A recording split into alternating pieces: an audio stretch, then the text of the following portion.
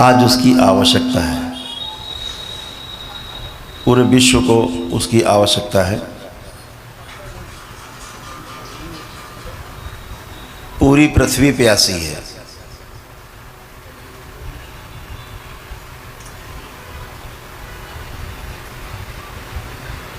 साढ़े 700 करोड़ मनुष्य प्यासा है।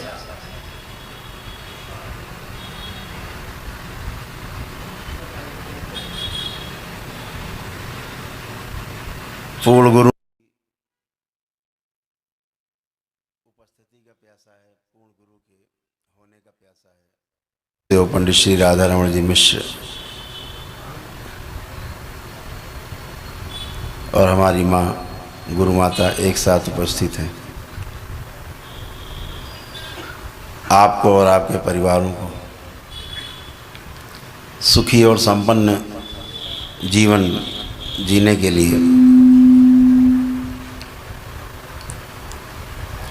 केवल आप दरबार से जुड़ते हो,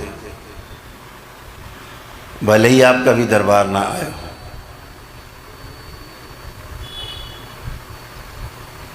केवल आपने मोबाइल पर, टीवी पर केवल देखा हो, सुना हो, भजन सुने हो। ये हमारे वीडियो देखे हो, दरबार की कार्रवाई होती हुई देखते हो, आप दरबार से तुरंत जुड़ जाते हैं। आपके परिवार का कोई भी व्यक्ति देखता है वीडियो, अद्भुत है ये शक्ति खुली हुई है दरबार की। एक व्यक्ति कोई दरबार का, परिवार का कोई वीडियो देखता है केवल, और पूरा का पूरा परिवार जुड़ जाता है, पूरा परिवार जुड़ जाता है।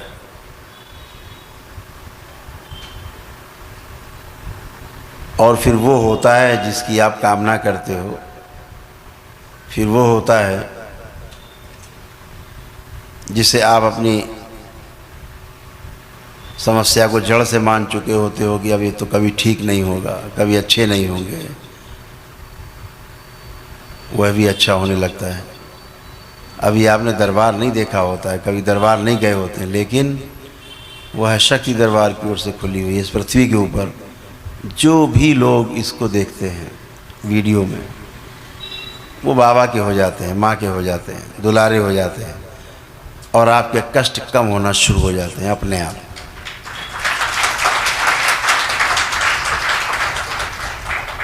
बीमारियां कटने लगती हैं और धुंध छटने लगती है, समस्याओं की धुंध धीरे धीरे छटने लगती है।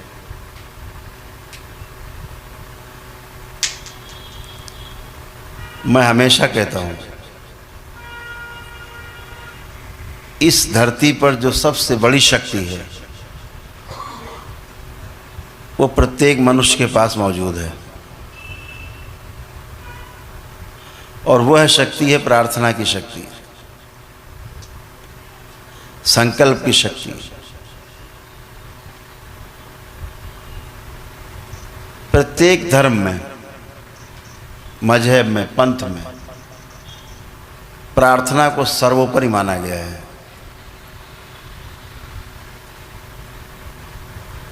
और एक बार नहीं, दिन में कई कई बार प्रार्थना करने के लिए नियम बनाए गए हैं। प्रार्थना से आप स्वस्थ होते हो, अच्छे होते हो, समस्याएं कटती हैं आपकी।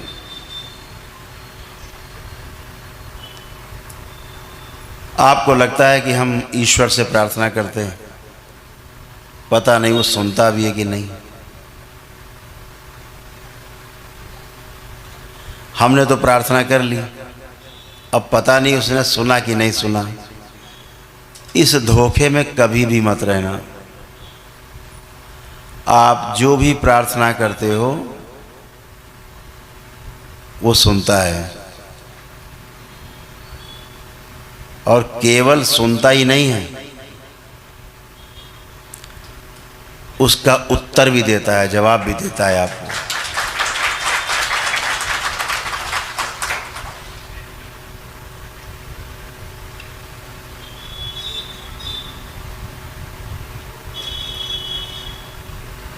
उसके कान नहीं हैं,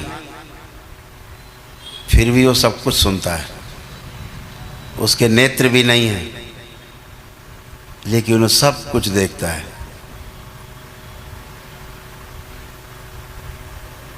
जुबान भी नहीं है, लेकिन सब कुछ बोलता है, बातें करता है। तो जवाब भी आपको मिलता है। समस्या कहाँ है?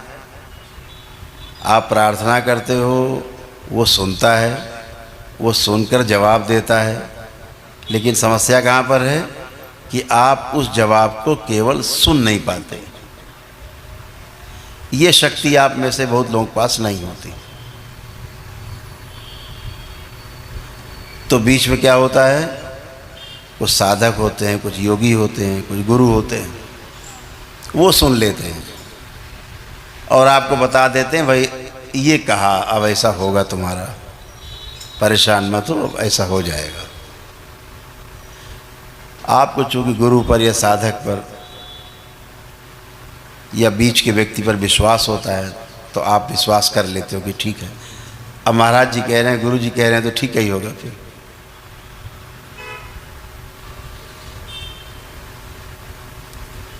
तो गुरु आपको सुन के बताता है, और जब आप गुरु के निकट जाते हो, आप और ज़्यादा निकट जाते हो, तो गुरु आपको धीरे धीरे इस लायक बना देता है कि आप उसकी बात सीधे सुन सकें। आप सीधे। और ये पूर्ण गुरु क्षण भर में कर सकता है, इसके लिए कोई समय की बाध्यता नहीं है।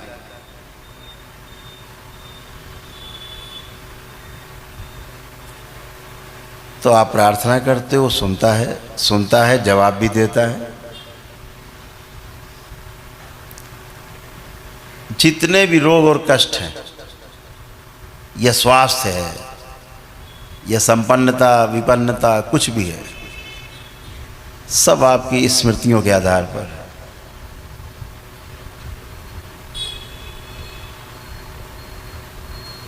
स्मृति के आधार पर हमारी 84 लाख योनियों की जो यात्रा है तय होती है। इन्हीं स्मृतियों के आधार पर जन्म होता है हम सबका, और इन्हीं स्मृतियों के आधार पर मृत्यु भी होती है। ये हमारी कर्म स्मृतियां हैं, जिनके आधार पर हम जीने मरने के लिए बाध्य हैं। गुरु एक कृपा कर सकता है, पूर्ण गुरु, कि आपकी वो कर्म स्मृतियां काट के, नष्ट करके आपको उस कर्म बंधन से सीधे सीधे मुक्त कर सकता है। वो कष्ट आपके शरीर में नहीं आने देता। वो रोग, वो भोग सब कट जाते हैं, अन्यथा उसी रोग भोग में काटते काटते काटते काटते हरिहर हो जाते हैं।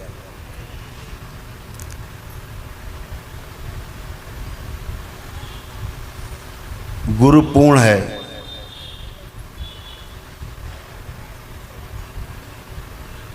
देवी देवता भी उसके आगे नतमस्तक रहते हैं, जो गुरु पूर्ण है। क्योंकि देवी देवता भी अभी पूर्ण होने के लिए प्यासे हैं, अच्छा अच्छा काम कर रहे हैं, सेवा कर रहे हैं, इस आस में कर रहे हैं कि फिर से हमारा मनुष्य में जन्म होगा और फिर से हम किसी प्रकार से इस 84 लाख योनियों के बंधन से मुक्त होंगे, और हम भी इस पूर्ण गुरु की तरह पूर्ण होंगे। क्योंकि पूर्ण गुरु हमारा जो है प्रमाण है कि वो पूर्णता को प्राप्त हो चुका है। तो देवता भी प्रयासरत रहते हैं अच्छे अच्छे काम करके कि हम भी पूर्णता को प्राप्त हों। तो देवता गुरु से आगे नहीं, गुरु की शरण में रहते हैं पूर्ण होने के लिए।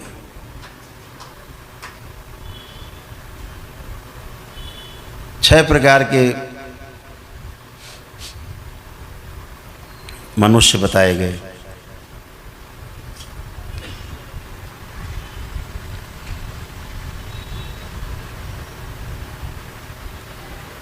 ये 6 प्रकार के जो मनुष्य हैं, ये आपको रोज भेंट करते हैं। 5 प्रकार तो मिल ही जाते हैं आपको, छठा बाबा के साथ जुड़ते हैं तो वो भी मिल गए, अब आपको मिल गए। लेकिन 5 प्रकार के लोग आपको मिल जाते हैं। 5 प्रकार के लोग कौन?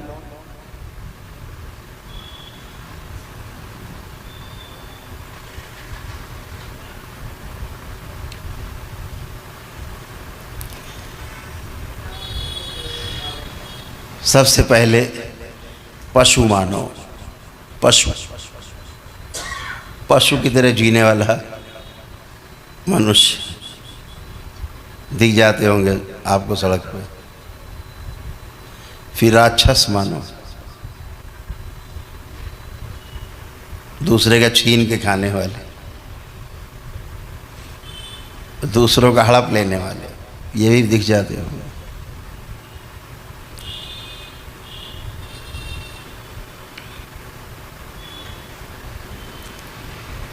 फिर उसके बाद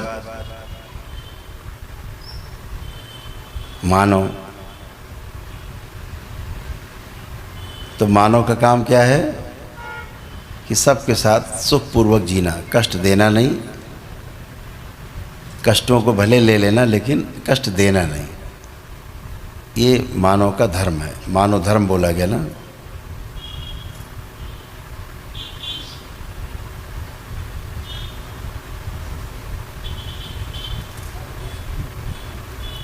मनुष्य भी ऊपर उड़ जाते हैं, मनुष्य से भी, मनुष्यता से भी, तो देवता कहलाते हैं, तो देव मानव कहलाते हैं।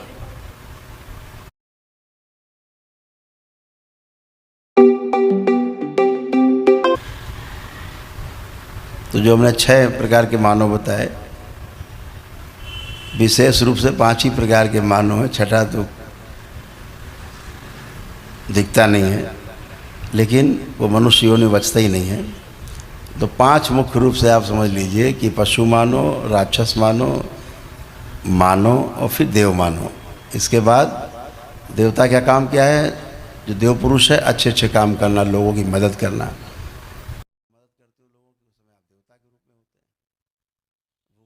खिलाते हैं, वस्त्रहीन है तो वस्त्र देते हैं आप, दया दिखाते हैं आप। विद्या नहीं, विद्या उसको प्रदान करते हैं तो कृपा होती है।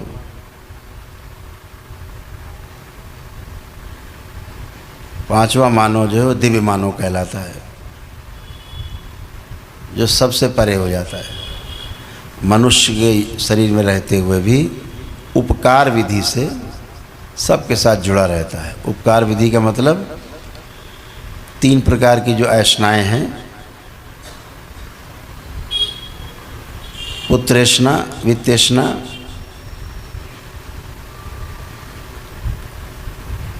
और लोकेष्णा। पुत्र की चाहत रखने वाले, वित्त अर्थात धन की चाहत रखने वाले, लोकेष्णा अर्थात यश की चाहना रखने वाले देवता कहलाते हैं।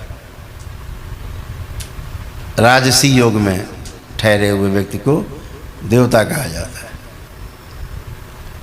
पुत्र की भी चाहत हो, धन की भी चाहत हो और यश भी मिले तो देवता कहे जाते। इन तीनों से परे हो जाए वो दिव्य मानव कहलाता है। कुछ भी नहीं चाहिए, तीनों नहीं चाहिए, ना यश चाहिए, ना धन चाहिए, ना ही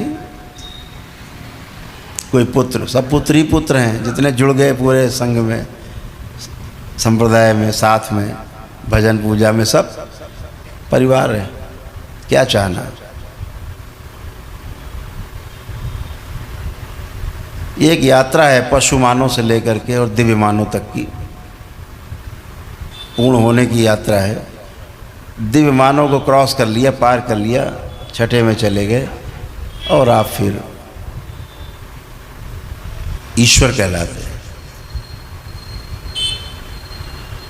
ईश्वर का अर्थ है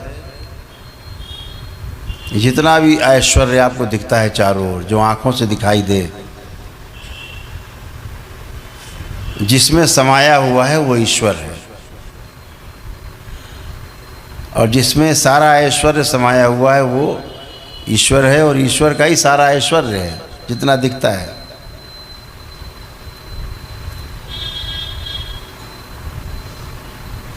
यहाँ पे विभाजन होता है, यहाँ भी दो तरह की चीज़ें हो जाती हैं, एक विजुअल, दूसरी नॉन विजुअल।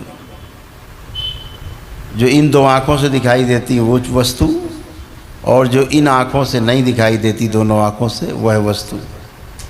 दो वस्तु है। लेकिन जो दिख रहा है, हम आप सब चल रहे हैं, फिर रहे हैं, मकान खड़ा हुआ है लोहे के, सीमेंट, मोरंग, गिट्टी, तमाम चीज़ों से मिल करके, कंक्रीट से ये पूरा स्ट्रक्चर खड़ा है। हमें इसके बारे में विश्वास है कि अरे ये तो कंक्रीट से बना हुआ है, ये नहीं गिरेगा, तो इस इत्मीनान से बैठे। अभी पता लगे भाई ये तो गिर सकता है, तो इधर तो कोई नहीं दिखेगा। एक विश्वास है। ये जो विश्वास है ये कहाँ रहता है? तो दिखता नहीं, ये तो होता है। दिखता नहीं, एहसास कर सकते हैं आप इसको, महसूस कर सकते हैं इसको आप। तो जो दो तरह की वस्तुएं हैं, दिखाई देने वाली और ना दिखाई देने वाली, जितनी दिखने वाली वस्तुएं हैं बनती और बिगड़ती रहती हैं। अभी पैदा हुए, बड़े हुए, बूढ़े हुए, मर गए, खत्म।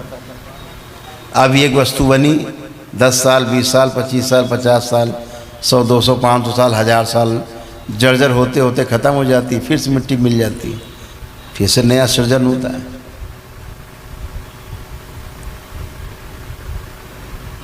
तो विध्वंस और जो सृजन हो रहा है, दोनों आप देख रहे हो, ये जिसकी वजह से हो रहा है उसे ही ईश्वर कहा गया। जो नहीं दिख रहा है उसकी वजह से जो हो रहा है विध्वंस और सृजन, अगर वो नहीं हो तो विध्वंस और सृजन दोनों रुक जाएगा।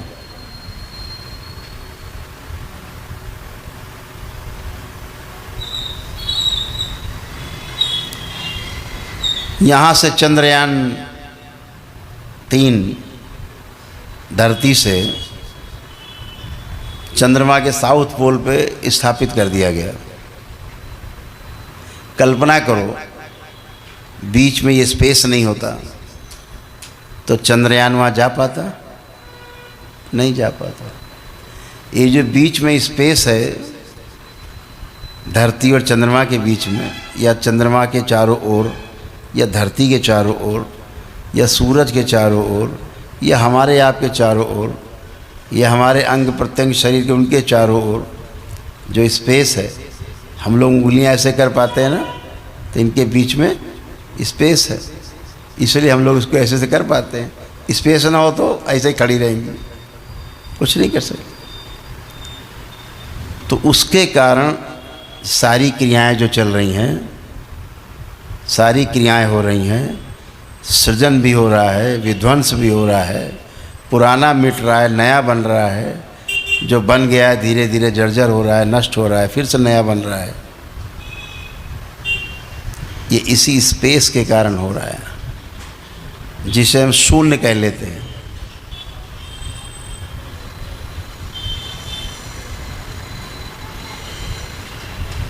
लेकिन इसका शून्य का मतलब ये नहीं होता है कि कुछ नहीं है, ये सिर्फ क्रिया शून्य है, क्रिया शून्यता है। लेकिन इसके होने से ही सब कुछ है जो दिखता है। ये ना हो तो जो चीज़ दिखती वो नहीं होगी। ये ना हो तो आप आग भी नहीं जला सकते अगर स्पेस ना हो। 5 प्रकार के एलिमेंट्स आप जानते ही हैं, 5 प्रकार के तत्व हैं जिसे हम भगवान कहते हैं। शॉर्ट में कह दिया भगवान, भगवान कह दिया भा से भूमि, गा से गगन, वा से वायु। वाह में बढ़िया की मात्रा लगी है, आ से अग्नि, और ना से नीर। 5 तत्व हो गए, भगवान कह दिया गया मिला करके। इन पांचों तत्वों के प्रति हमारा जो आभार है, हमारा जो विश्वास है, भगवान कह के हम उसको सम्मान देते हैं। तो दो चीज़ें हो गई, जो दिख रही हैं और जो नहीं दिख रही। हमारे आपके बीच में स्पेस है, अभी स्पेस नहीं होता, पंखे काम ही नहीं करते आपके, हिलता भी नहीं पंखा आपका। तो क्रिया इसीलिए कर पा रहा है कि ईश्वर मौजूद है इस रूप में, जिसे हम देख नहीं रहे। हम आपको देख भी नहीं पाते, आप हमें नहीं देख पाते अगर स्पेस नहीं होता। सब एक दूसरे में चिपक गए होते तो कोई किसी को नहीं देख पाता। तो ये जो दिखता है उसे माया कह दिया गया, जो नहीं दिखता उसे ब्रह्म कह दिया गया। तो ब्रह्म के बिना माया का अस्तित्व नहीं है। यहाँ और भी बड़ी बात है कि अगर माया न हो तो ब्रह्म अपने आप को प्रकट भी नहीं कर सकता, प्रमाणित भी नहीं कर सकता कि हम हैं। अभी जीवन अपने को जब शरीर मिलता तब प्रमाणित कर पाता, नहीं तो लाश पड़ी है। तो जीवन कब प्रमाणित करता है अपने आप को? जब उससे कोई शरीर मिलता है, कोई भी शरीर मिले। तो जीवन को प्रमाणित करने के लिए अपने आप को, शरीर को धारण करना पड़ता है, तब जीवन अपने आप को प्रमाणित कर पाता, कहता है कि मैं हूँ। और शरीर नहीं मिले तो जीवन का कोई अर्थ नहीं, अपने को प्रमाणित ही नहीं कर पाएगा कि मैं हूँ। इसीलिए तमाम आपने देखे होंगे कि दूसरी एनर्जी जब किसी की बॉडी में कब्जा जमाती है तो वो यही कहती है मैं हूँ। उसके पहले तो स्पेस में पड़ा होता है, वो उसे पता ही नहीं होता मैं हूँ भी कि नहीं हूँ। तो अपने को वो प्रकट करता, प्रमाणित करता है कि मैं हूँ भाई। तो जो मैं हूँ ये प्रमाणित करने के लिए एक शरीर की आवश्यकता होती है।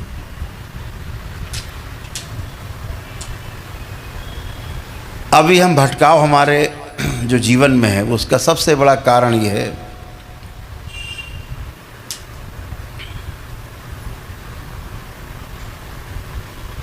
कि मैं को मान तो लेते हैं लेकिन जानते नहीं। यही हमारे विखराव का, हमारी समस्याओं का कारण है। मान लेते मैंने किया, ये मैंने किया, ये मैंने किया।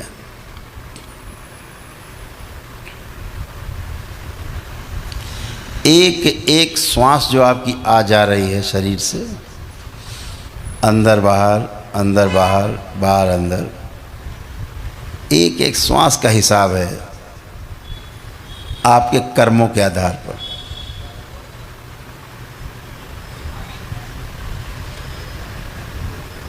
तो जब माया और ब्रह्म के अंश एक जगह मिलते हैं तो शरीर धारण करते हैं।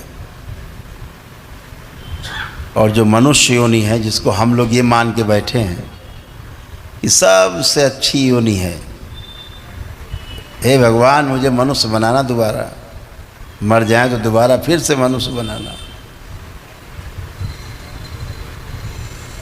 ऐसा हर योनि का जीव ऐसा मान के बैठा है कि जिस योनि में जिंदा है, वो चल रहा है, वही योनि सबसे सर्वश्रेष्ठ है।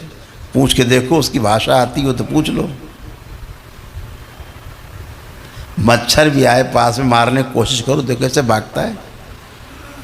अगर मच्छर की योनि निकृष्ट होती तो भागता क्या है, कहता भैया मार लो, अगला जन्म मिल जाए हमारा अच्छा। वो भी माने बैठा है कि सर्वश्रेष्ठ हूँ मैं मानव से। गली के कुत्ते को मारने के लिए देखो कैसे भागता है, माने हुए कि मैं सर्वश्रेष्ठ हूँ। कीड़ा मकोड़ा मारने के लिए जाओ, भागेगा जान बचा के, अरे इतना अच्छा शरीर मिला है, मारे दे रहा है। हो सकता है वो सोचता हो बेवकूफ़ है, हमको तो अच्छा जीवन मिला हुआ है, इसको बेचारे ये बड़े कष्ट में है। सवेरे घर से निकलता है, दिन भर कोल्हू के बैल की तरह दिन भर घूमता है पूरे बेचारे शहर में, रात को पसीना पोंछता हुआ घर आता है, बड़ा बेचारा कष्ट में। वो तो कहता हम तो पेड़ पे चढ़ लेते हैं, एक आम खाते हैं तोड़ के, पेट भर जाता है। बंदर बोलता है हम तो सबसे अच्छे, आदमी से अच्छे, फल फ्रूट तोड़े खाए मजे किए, कहीं नौकरी व्यापार कर ली नहीं, नो टेंशन। कहता ये तो बेवकूफ़ है आदमी, हमारी योनि सर्वश्रेष्ठ है। हम माने बैठे हैं कि मानव योनि सर्वश्रेष्ठ है, लेकिन वाकई में ये मनुष्य योनि सबसे निकृष्ट योनि है।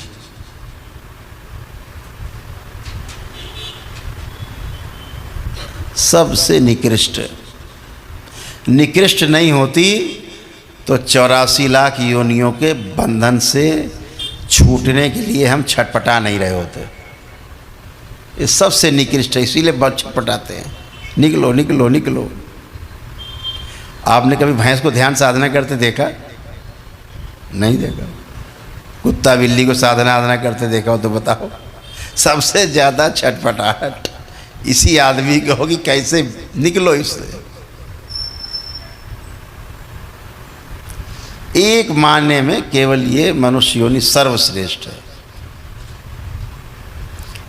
जिसके लिए देवता भी बार बार मनुष्य योनि में आने के लिए व्याकुल रहते हैं।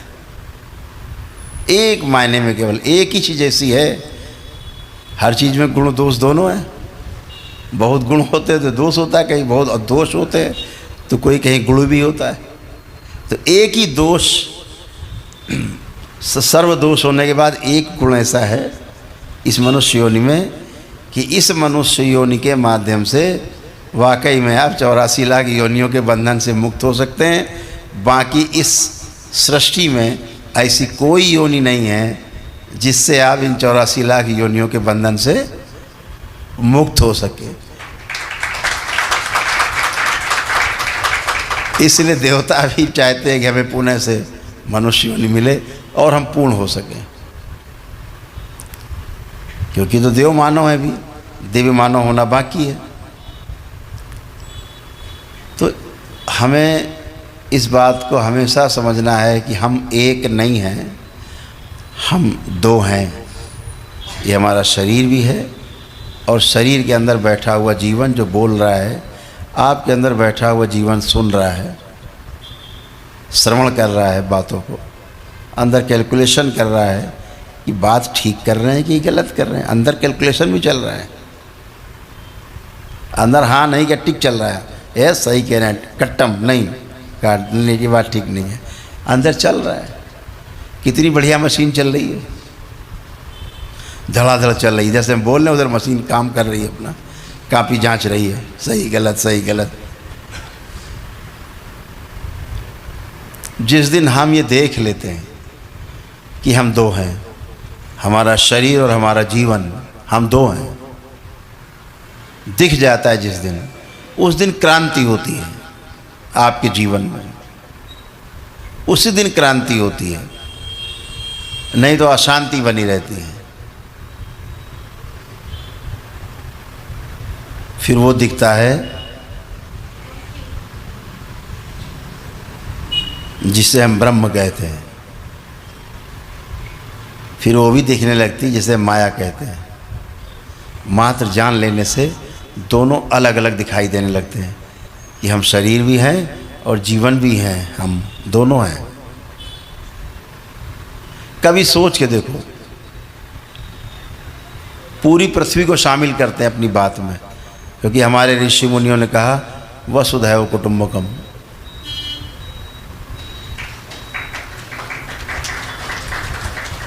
पूरी धरती में रहने वाला प्रत्येक मानव, सभी कुछ एक कुटुंब है।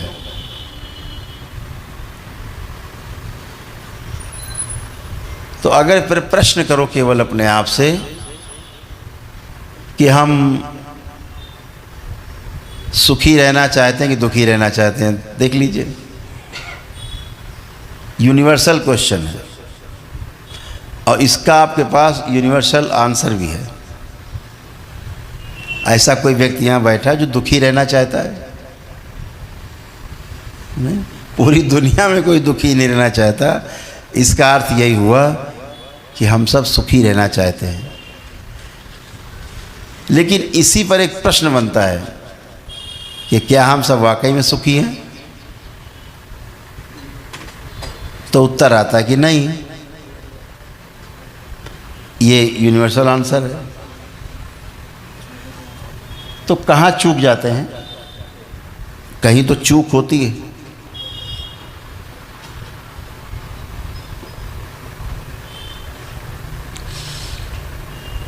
चूक तभी होती है, हम अपने को माने बैठे रहते हैं सर्वश्रेष्ठ, अपने को शरीर मान के जीते हैं तो जानवरों की तरह जीते हैं, और जब अपने को जीवन मान के जीते हैं तो मनुष्य की तरह जीने की कोशिश करते हैं।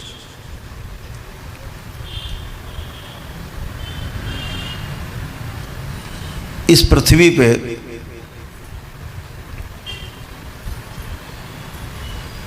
स्मृति का विज्ञान कोई नया नहीं है, हर युग में रहा है।